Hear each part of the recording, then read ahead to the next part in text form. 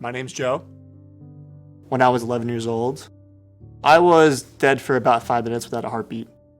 I was hit in the chest with a baseball, and I underwent a condition known as commotio cordis, where the ball hit my chest at a certain point in the heartbeat, and it caused my heart to just to stop completely.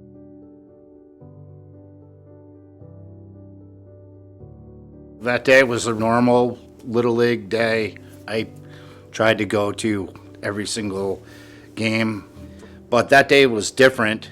We got called for a male that was unconscious at Cook Park. I immediately jumped on the call. As I was turning into Cook Park, they told me it was going to be a cardiac arrest. When the ball hit him, it had a different sound. It was a thunk. Joe turned around at that instant and looked at me and just fell to the ground. I had no idea what was going on, and I was like, "Breathe, Joe," because he was turning blue. One of the managers was going to get an AED. I started CPR and just got on the radio and let them know this is going to be a confirmed cardiac arrest. I took over his airway management, put an airway tube into his throat, and then ventilated him. I believe shortly after that, they got his pulses back. I heard him say, "We've got his rhythm back. He's in a normal rhythm." Joey's head, which I won't ever forget, was on home plate with his body leaning up towards the pitcher's mound, and he had tubes coming out of everywhere. I went to kneel down and give him a kiss on the forehead, and I kept thinking he's going to be cold. Just because I knew everything that happened, I kept thinking he passed away. They worked on him so long. I kissed him on the forehead, and he was nice and warm.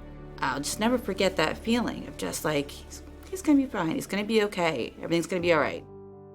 I remember our grandparents told us what happened, and I was really scared and I was nervous.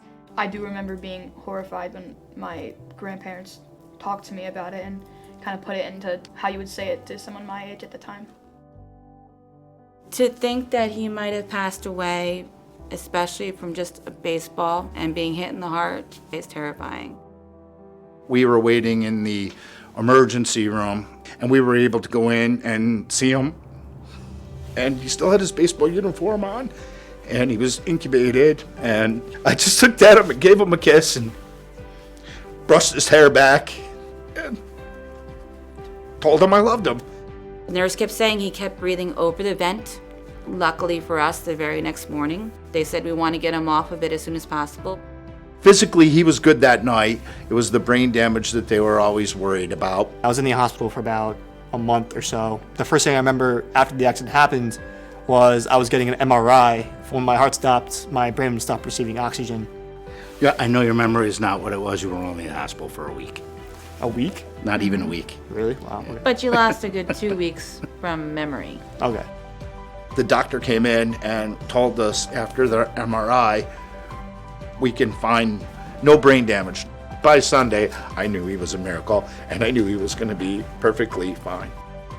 I love him more than he'll ever know, and Love me too, Dad. I did a lot of lobbying for the American Heart Association for the hands-on CPR bill, including going to the Capitol and talking to legislators about the bill, and going out to New York City, educating students and their parents alike on CPR. In 2015, the bill was passed, and the American Heart Association and my fellow colleagues and family as well were very happy. It's something that can happen to anyone and everyone, really, so I don't really think anyone ever stops worrying about that happening again. It seems like such a rare thing until it actually happens to your kid or your sibling. We all had a lot of experiences that a lot of other families definitely did not have, and we got a lot closer from it. When I retire, this will be the one thing that I actually will remember, and because of our efforts, a team effort, we were able to reverse this and have a successful outcome. The more people that can learn CPR, it dramatically increases the outcome of sudden cardiac arrest.